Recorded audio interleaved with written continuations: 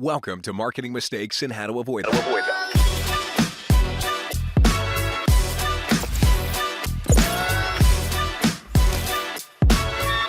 Here's your host, Stacy Jones. Welcome to Marketing Mistakes and How to Avoid Them. I'm Stacy Jones, and I'm so happy to be here with you all today, and I want to give a very warm welcome to Franco Perez. Franco is the founder and president of Franco Mobile Homes, a leading real estate company that builds innovative mobile homes for families. With over a decade of experience in real estate, he's been instrumental in tackling the affordable housing crisis with well-designed solutions and a marketing angle that changed customer perception of the brand category for the better. After witnessing his family's struggles during the 2008 financial crisis, Franco was inspired to explore the real estate sector and provide hundreds of families with financial security through inexpensive housing options. Franco is also the owner of Franco Silicon Valley, a media agency for small businesses that leverages digital and influencer marketing. And he's an author, hosts the podcast, The Mobile Home Movement, and has been featured in media outlets including Forbes, ABC, and CBS News. Today, Franco and I are going to be chatting about how he built his business and made a major impact, and also how he leverages influencer marketing and digital media to not only drive his own sales, but others. We'll learn what works from Franco's perspective, what should be avoided, and how some businesses miss the mark. Franco, welcome. So happy to have you here today. Thanks for having me. I'm happy to be here as well, Stacy. Absolutely. So let's start off. How did you get here today? Obviously I shared that your family had a crisis and you learned from it and you decided, but is this what you ever thought you would be, the king of mobile homes and marketing? No, I had never thought of that actually. I guess to answer your question, I started out like you said, I grew up with a single mom. We really struggled renting forever and then really went through a lot of pains just trying to get out of that rental rat race and got into real estate. Hated real estate because I found it was somewhere where I was just helping the wealthiest people I could help get the most expensive homes that they could. And I had to turn down people that were in my shoes before. So left being an agent and got into trying to help as many people get into their first piece of ownership through mobile homes. And that's how we got to where we're at today, really.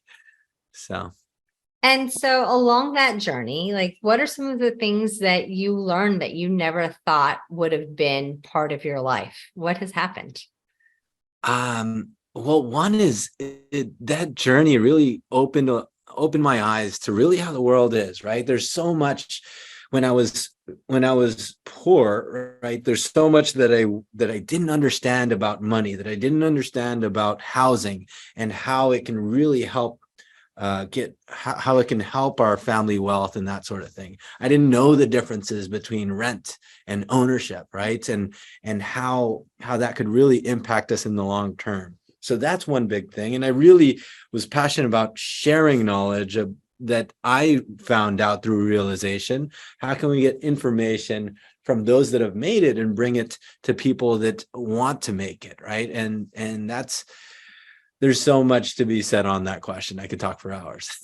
Well, it's interesting because, in our American society, we don't at a high school level get taught anything about life after leaving the parents' nest, about home ownership or rental or anything. I mean, I know that I had no idea. I came from a great family. They owned their house, but I never knew how much money I really needed to make in order to buy a house. And that's part of the issues I think out there are people think that they need to actually have $1 million to buy $1 million home. And that we don't have enough education right now and understanding in general on what's going to actually allow you to have that freedom. Absolutely. And what we're used to seeing in real estate is only what we see through the media. It's very attractive to see the selling sunsets or that sort of thing and looking at these very huge homes. But then we forget that, we always feel that one day we're going to be super successful and be able to afford that. But we start to forget that we need to make small steps toward that for that to be a reality. And unfortunately, for some people, they already feel like that dream of homeownership is completely impossible. And that's what we aim to kind of protect that opportunity. Right. Because the whole thing about owning homes are you're able to level up. along the Mhm. way. You buy a home, it increases in value. When you sell it and you've saved maybe a little bit more money, you can now get into something a little bit bigger. And that's how you get to that castle in the sky. Exactly. Absolutely. So you started your business when you turned into deciding mobile homes was it, that this is what you wanted to do. Now, I have seen on your website that you coined the phrase sexy mobile homes. What made you do that? Well, really good question. I think, well, first was the realization that so many of these myths and so many of these stigmas, our associations with mobile homes and mobile home parks are only what we see in the media, right? So we see in movies that these are the lowest of the low. There's criminals in here. They're bad quality homes, and we only see like Eminem music videos that relate to mobile home parks and that sort of thing. And I realized that, all of this is really false information. We're seeing that people are, the quality of these homes are actually quite nice. It's just like apartments. There's really bad quality apartments you don't want your kids around. And then there's luxury style apartments. There's that same spectrum with mobile homes. And then we have mobile homes that are appreciating. We have mobile homes that are really high quality homes. But that being said, because of all that stigmas, I wanted to really help people realize that this is something that can be attractive, that can be sexy, right? How do we make financial freedom sexy, right? And it's really a conflicting thought. And with that, it builds controversy, it builds thought leadership, it builds conversation around maybe I should think about this, right? Because if I first off say, hey, mobile homes are nice, whereas like it says sexy mobile homes, then it sounds on one side, it sounds like I'm trying to sell you that this is a great idea, blah, blah, blah. But when it's this interesting word like sexy, it's like, man, who does this guy think it is? And then now I'm interested. Now I'm going to look into their stuff. And I'm like, wow, this actually is kind of sexy. And it's all the sequence of how people think about your brand and your company is what I feel like is important. So literally just using the word sexy has opened it up where people are doing a double take. Exactly. Yeah. That's awesome. And so along the way, when you were building this and you're like, I'm going to make it the sexy mobile home, what did you use to market this? Was it just saying it? Was it including it in advertising? Was it on your social media? How far did you go with like diving in and taking this name and really building it out? Well, of course, it's not just the name. There's so much work put into this, because of all these false stigmas. We realize that there's a lot of people that are against this whole concept. And the only way to break through that concept is through visuals, right? With younger generations, all they take in information is through visuals. So we really had to push video in all ways, through short form video, long form YouTube videos, long form educational videos. That's really what helped us get our name out there. That's what helped us break those stigmas, because we could talk about it on an audio podcast, but until you actually see for reals how these 12-foot high ceilings can be done, how these quartz countertops, these stainless steel appliances, how it actually looks, that's what's going to shock people. And we knew that coming into it. And we knew we had to invest a lot of video content to get over that hurdle, for people to understand that mobile homes are not what we're used to, or not what we assume. So what are mobile homes now? Well, now I do a lot of advocacy on how these are built, and we're, to be honest with you, the way we're building them now are actually much higher quality than most single family traditional homes are being built. So now we have these huge 1,600 square foot homes, 3-bedroom, 2-bath. Like I mentioned, the quartz countertop, stainless steel appliances, modern technology in there, like working with Alexa and Google. Keep in mind that the people that are living in here are people that can't afford those $2 million homes, but they still want to get a piece of home ownership. Mm-hmm. And we have a lot of people that are engineers making $300,000-400K, that sort of thing. And they just want something to avoid paying rent and regretting it for years, but they still maybe can't afford these huge multi-million-dollar homes. So we're seeing a lot of innovation. We're building these in factories, and building it in a much more effective and efficient way to keep it affordable. And so with that, how are you expanding that messaging? Are you doing that by more thought leadership? Are you trying to get more media coverage? What are you doing to kind of make sure that you're doubled down and finding success with that? Well, it's really a blend of all, right? And you know, I'm a kind of a radical in some marketing ways. We do a lot of we do a lot of fun things, like we have influencers that will play an electric guitar or electric violin in our space, and it'll cause for it to be attractive. And then also it shows off the beautiful space of a mobile home, right? And so that's one of the things that initially early on, when we didn't have money, that really brought a lot of attention. You're causing video retention by having someone interested in, wow, this is a great violinist, right? And then you also have people looking at the home itself in the background, and on our title it's saying it's a mobile home, and people are like, what? And that ends up blowing up, right? It's all about building noise around your company and building attention and bringing multiple values to the listener, so that you can grab interest about your business or your content. And I think having that concept, and instead of the traditional concept is like, how can I spend for a commercial or ads and that sort of thing, and sell myself or sell our business, we try to come up with a lot of different innovative ways to market ourselves. So that's we have several different ways, but yes, through media and that sort of thing too. But to be honest, most of our stuff is on the internet, YouTube, Instagram, that sort of thing.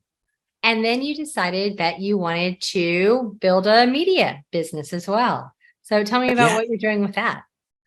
So the media business actually kind of happened a little bit before the mobile home stuff. It actually happened before. Growing up as a kid, I've always loved video, and I've always wanted to become a videographer or a cinematographer growing up, but it just didn't end up making financial sense for me at the time. But I've always had a passion for video. I've always had a passion for arts. I've always wanted to become an artist. So it's that mixed with, I love supporting small business owners. I feel like there's so many mom and pop restaurants that are great at making great food, great service, that sort of thing, but they're bad at making noise and bad at spreading the word. Right. So I took it upon myself to kind of take this on as like a hobby to help, some friends that have small businesses that they want to grow and that sort of thing. And it ended up becoming kind of like an influencer situation for myself, where we were featuring local restaurants in the area, that sort of thing. And then it came about putting together and gathering a community of influencers so that they can really empower and launch a small business. We've had events for restaurants that were opening, and then we'll host an event and gather like 20 local influencers. We set them up to create a ton of loud noise and content around their small business. Then when it comes to opening day, they got lines outside of their doors. And that to me was just rewarding and fun. And even if it wasn't us that were making the video content, it helped out that business owner feel more secure and that sort of thing too. So that's something that we do. Yeah, there's a lot of small businesses that in general, they're not usually staffed to be able to actually create content, but they're expected to get butts in seat today through social media and PR or influencers and initiatives. So it is definitely a need on a local level. Yeah. Yeah. It's amazing the influence and the power of what having a third party advocate in Instagram or TikTok, how much that can make a difference. It's shocking to me. Sometimes I've seen people make great videos about an okay restaurant, and that okay restaurant would have a line out the door again later. I'm like, whoa, and that's something that really is the future of marketing, and it's becoming more and more popular lately, and it's a fascinating thing. It is. And is there any other ways that you help small and local businesses, or is it mainly focused on restaurants? It's mainly the restaurants, and we're helping out this pickleball club too. And just, for me, it's like I mentioned, it's more of a business that I have as a hobby, and our team of videographers and that sort of thing is really just to help out. And then we help with like posting, and we help with strategy of what they should post about on Instagram and TikTok and that sort of thing too. Where do you see with either business, and where do you see your competitors going wrong or people making mistakes? I think I'd say is making it about selling themselves. I think is something that I see a lot of people do. Hey, you should work with us because we are the greatest service and blah, blah, blah, whereas we should really focus on how is this actually providing value for others, right? That's one mistake that I see. The other is feeling that you have to do the marketing alone, right? And partnering with a marketer actually helps have a third party, helps have. Here's the thing that I'm seeing is like back in the day, commercials did really well and had a lot of positive outcome from that. Nowadays, we don't really listen. We almost ignore commercials, right? Now it's like, hey, I follow this, whether it's Ryan Reynolds or Brad Pitt. If they mention a brand or if they go to a restaurant, now it's like, shoot, I want to go to that restaurant, or I want to buy that set of yoga pants because I like Brad Pitt, right? And that's how people think now. And especially understanding how younger generations think is so important. These people that they follow on Instagram, they're going to want to be just like them. They follow them because they want to be like them. And if we can get a mention from them, then that can make a big difference. And so have there been any, and I don't know how involved you are to the day-to-day of the influencers and partnerships with restaurants. Are there any lessons you've learned there or that your team has really experienced on what works and what doesn't work when working with influencers? So with that, it's really finding how one thing that works with influencers is giving them the freedom to create their own piece of content in their own style. So they also at the same point have the same concern. They don't want to feel salesy and that sort of thing as well. They want it to be natural. So how you can connect the dots of relating their channel to something that they're relevant to. So for example, we're doing this whole campaign for this pickleball thing. If it's somebody we're looking for people that are interested in pickleball, and not just that, but people that are influencers in badminton, in tennis. Hey, can you, because they're relevant to it, can you create a video of how this relates to badminton or tennis, right? So it's important to connect, to find context that will bring value both sides, and not just financial value, but value for their listeners and values for the business. Everything that's mutually beneficial. That's the key. Exactly. And then do you find that, are y'all paying all your influencers, or are you finding influencers who just want to create content out of the goodness of their heart? There's a mix of both. And sometimes the ones that aren't paid are creating more buzz versus the ones that are paid. But it is a mix of both. It depends on, the scale of the business and that sort of thing. There are times where it makes sense to create some sort of payment, and then there are times where it helps. There's a spectrum of influencers, right? So there's ones that would love to be the first to feature a business and they're growing and that sort of thing. And then there's those that are like the Kim Kardashian of the group or that sort of thing, right? And they have agencies that want to be paid. But it's all about understanding. It's all about understanding where the value, like you mentioned, can be mutual beneficial. If a company is already paying $8,000 a month for another form of print marketing or that sort of thing, then why wouldn't they invest into an influencer campaign as well? Well, we do a lot of influencer marketing at Hollywood Branded as well. And as you mentioned, the nano and the micro influencers, they're small guys. They're eager to be able to work with any brands very often. You have them out there, some that are certainly looking for payment. But when what made me actually ask this question is the fact that you guys do a lot of events. And when you're creating an event that's local in a community, influencers need to also create content, and they need to go places so that that dress looks great, or where those Nike Airs are going to actually be seen on their feet.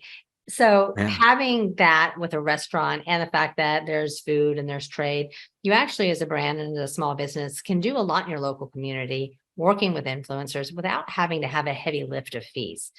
So especially around those events, those openings, where they can get some press also, or really have your restaurant help highlight the influencer too. So you get that mutually beneficial kickback along the way. Yeah. And you've seen it for yourself being big in that space too, right?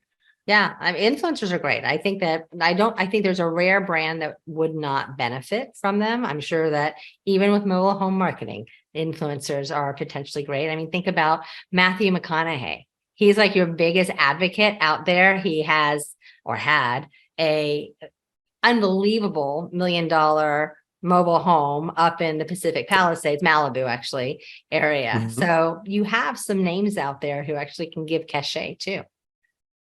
Absolutely. So what are your next steps with all of your different businesses that you're doing? You know, a lot of what we're doing is really around affordable housing. I'm very passionate about that. That's what wakes me up every day. So we do, with this working really well in the Bay Area, we're now doing that in LA, San Diego, and we want to be able to expand to any other markets and partner with any park owners that's having certain pains. And how do we help protect these mobile home parks as affordable housing? So that's something that we're doing. So that's really just my mission, is to help anything that we'll do that will help low-income families be able to keep that dream alive of home ownership. Now, that's a very significant one. I mean, having a home and having the confidence in having a home, that's a lot built into security. Absolutely. And it's kind of a scary thing, but people aren't, this problem is getting worse and worse. I mean, we see it on the news, and unfortunately it's going just slow enough where this, I'm big on understanding the wealth gap and that sort of thing. And housing is so important. It pretty soon it's going to be homeowners and non-homeowners. And I hate that separation, and I want to keep that wealth gap as small as possible, so we all have opportunity. And I think if we need more people that are helping create housing solutions for our country, so it's very important to me. Yeah, and more people are looking at renting now because it's an easier lift, and they just don't think that they can get into those markets otherwise. So kudos to you in helping so many. Oh, thanks so much. So how can our listeners find out more about you? Where can they go? What should they look for? All of our links are at www.franco.tv, or you can Google us at Franco Mobile Homes and see how these homes are built, and really see how these parks, and we have use cases of teachers and stuff that have been able to succeed and stay in expensive areas. Yeah, you can find us on Google or that link there. Well, Franco, thank you so much for coming today. Really appreciate your time and the energy that you're putting back out there. Oh, appreciate what you're doing too, Stacy. So thanks for having me. Of course. And to all of our listeners, thank you for tuning in to another episode of Marketing Mistakes and How to Avoid Them. I look forward to chatting with you this next week. And until then, if by any chance you are interested in influencer marketing or in product placement, of getting your brand interwoven into movies and TV shows so that you are front and center and part of that script, reach out. I'm happy to connect you with myself or my team, and we can talk some more. I look forward to seeing you soon. Take care.